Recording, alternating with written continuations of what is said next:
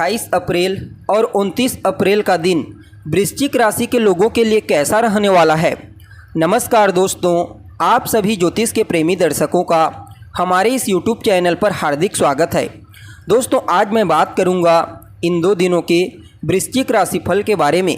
जी हाँ, ये 2 दिन आपके लिए कैसे रहेंगे, इन 2 दिनों में ग्रहों की स्थिति क्या रहेगी, नक्षत्र क्या होंगे, योग क्या बनेंगे और किस तरह के परिवर्तन आपको अपनी दिनचर्या में देखने को मिलेंगे, जानेंगे सब कुछ विस्तार से। तो वीडियो को अंत तक देखने का प्रयास कीजिए। और अगर आप हमारे चैनल पर पहली बार आए हैं तो चैनल को सब्सक्राइब करके बेल नोटिफिकेशन को ऑन पर सेलेक्ट कर लीजिए, ताकि समय समय पर आपको इसी प्रकार आपकी राशि से संबंधित जानकारी प्राप्त होती रहे। तो ऐसे में सबसे पहले बात कर लेते हैं तिथि नक्षत्र के बारे में। तो देखिए, 28 अप्रैल का जो दिन होगा वह रविवार का दिन है। इस दिन बैसाख मास कृष्ण पक्ष की चतुर्थी तिथि रहेगी, जो सुबह 8:22 तक है। उसके बाद पंचमी तिथि रहेगी, जबकि नक्षत्र पूर्वाषाढ़ा नक्षत्र रहेगा। तो वहीं इस दिन सिद्ध नाम का योग बनेगा, जिसे शास्त्र में अच्छा माना जाता है। यह योग सफलता, ऊंचाई और सुख समृद्धि के दृष्टिकोण से अत्यंत ही शुभ योग माना जाता है। अब अगर चंद्रमा के बारे में बात की जाए तो पूरे दिन चंद्रमा धनु राशि में और सूर्य अपनी उच्च राशि मेष राशि में अश्विनी नक्षत्र में रहेंगे।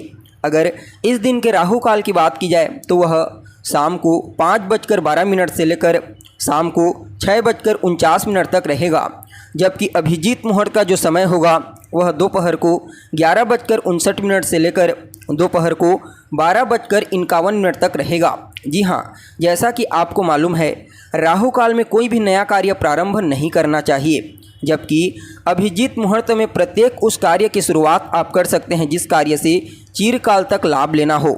जी हाँ, अब अगर 29 अप्रैल के बारे में बात की जाए तो यह दिन सोमवार का दिन है। बैसाख मास कृष्ण पक्ष की पंचमी तिथि रहेगी, जो सुबह 7:57 तक है।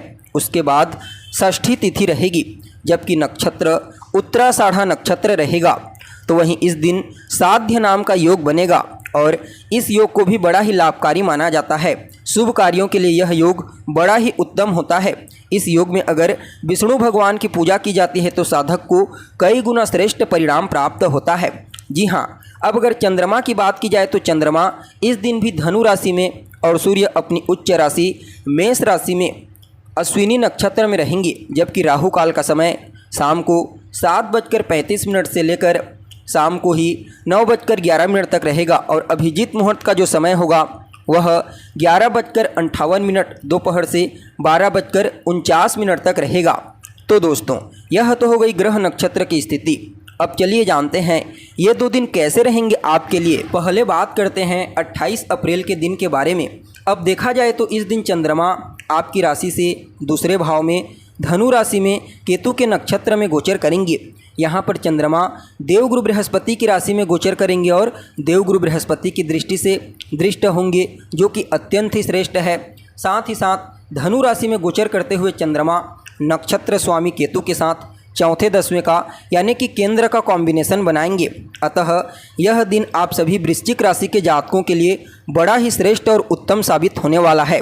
जी हाँ, सबसे पहले तो यह आपकी वाणी को बेहद ही ज़्यादा प्रभावशाली बना देंगे। इस समय आपकी वाणी चमत्कार उत्पन्न करने वाली है, यानी कि आप अपनी वाणी का इस्तेमाल कुछ इस प्रकार से करेंगे कि आपकी बातों को जो भी सुनेगा, एक छोटे तबके से लेकर के बड़े औहदे तक के लोग सब के सब आपकी वाणी से प्रभावित होंगे, आपकी बातों से प्रभावित होंगे। और कहीं ना कहीं देखा जाए तो इस समयावधि में आप अपने वाणी के प्रभाव से ही अपने जीवन के कई प्रकार के पेंडिंग पड़े हुए कार्यों को पूरा करने का प्रयास करेंगे। यह समय पारिवारिक जीवन में खुशियां लाने वाला साबित होगा। पारिवारिक जीवन में आपसी तालमेल बेहतर होंगे, एक दूसरे के प्रति सहयोग की भावना देखने को मिलेगी, आर्थिक स्थिति मजबूत होगी और काफ़ी हद तक ससुराल के साथ भी आपके तालमेल बेहतर होने के आसार हैं। प्राथमिक शिक्षा ग्रहण करने वाले विद्यार्थियों के लिए तो कहना ही क्या। इसके अलावा देखा जाए तो अगर पैतृक संपत्ति को लेकर किसी भी प्रकार के विवाद में आप फंसे थे तो वहां से आप बाहर निकलेंगे। और मूल रूप से देखा जाए तो यह समय आपके जीवन में धन को संचित करने वाला समय कहा जा सकता है। यानी कि इस समय धन का आगमन तो होगा, साथ ही साथ धन का संचयन भी होने वाला है। फलतः धन को लेकर के अगर कहीं कोई चिंता है तो उस चिंता से आपको मुक्ति मिलेगी। आकस्मिक रूप से आपको धन की प्राप्ति हो सकती है। आकस्मिक रूप से कार्य क्षेत्र में आपको सफलता की प्राप्ति हो सकती है। जो जातक रिसर्च के फील्ड से जुड़े हुए हैं उनके लिए तो कहना ही क्या, मेडिकल फील्ड के विद्यार्थियों के लिए भी दिन बहुत ही बढ़िया रहने वाला है। इस समय अध्यात्म के क्षेत्र में आपकी रुचि बढ़ेगी। अगर आप आध्यात्मिक साधना करते हैं तो समझ लीजिए यह दिन आपको विशेष लाभप्रदायक साबित होगा। आपकी पत्नी की भी वाणी बहुत ही मधुर रहने वाली है। आपकी पत्नी की बातों से भी लोग प्रभावित होंगे, या फिर आपके पति की, यानी कि आपके लाइफ पार्टनर की कह सकते हैं। कुल मिलाकर के देखा जाए तो आप सभी वृश्चिक राशि वालों के लिए यह 28 अप्रैल का दिन बहुत ही बढ़िया रहेगा। हालांकि चंद्रमा केतु के नक्षत्र में होंगे तो थोड़ी बहुत मानसिक परेशानी तो रहेगी, लेकिन चिंता की कोई विषय नहीं है, यानी कि बढ़िया रहेगा दिन। अब अगर बात की जाए 29 अप्रैल के बारे में, तो इस दिन भी चंद्रमा आपकी राशि से दूसरे भाव में ही रहेंगे, धनु राशि में। हालांकि इस दिन केतु के नक्षत्र में नहीं बल्कि शुक्र के नक्षत्र में होंगे। अब यहाँ पर देवगुरु बृहस्पति की दृष्टि से तो दृष्ट होंगे ही होंगे, साथ ही साथ नक्षत्र स्वामी शुक्र के साथ नवम पंचम का योग बनाएंगे, यानी कि त्रिकोण का कॉम्बिनेशन। अतः यह दिन भी आप सभी वृश्चिक राशि वालों के लिए बड़ा ही श्रेष्ठ साबित होने वाला है। जो चीज़ें 28 अप्रैल के दिन आपके जीवन में घटित होने वाली है वे सभी चीज़ें पॉजिटिव रूप से 29 अप्रैल के दिन भी आपके जीवन में बड़ी मात्रा में घटित होंगी। यानी कि जितना आप अपनी वाणी से चमत्कार 28 अप्रैल के दिन करेंगे उससे कई गुना ज़्यादा और बेहतर तरीके से अपनी वाणी से चमत्कार 29 अप्रैल को आप करने वाले हैं।